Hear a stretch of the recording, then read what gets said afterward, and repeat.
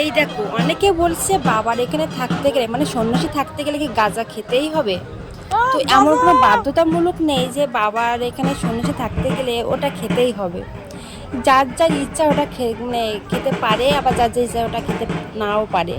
তো এটা দেখো, দেখাচ্ছি চড়কের আমাদের মেন জায়গাটা।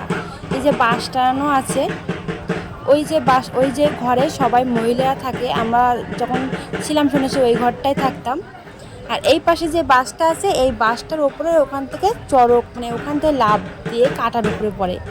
যে কাঁটায় ঝাঁপ দেওয়া পড়ে, সেই কাঁটার এখানে পড়ে, কাঁটার উপরে পড়ে ওখান দিয়ে ঝাঁপ দিয়ে।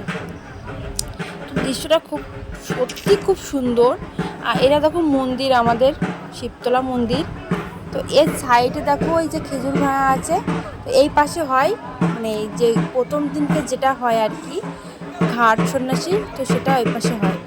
আর এই সাইডে পাটাল ভাঙা, এটা আমাদের মন্দির। আর এই দেখো, এই প্রথম দিনকে যখন ঘাট সন্ন্যাসী হয়েছিল সেই সেই দৃশ্যটা। তো এখানে এরা সবাই এটা মানে ওপেন হচ্ছে।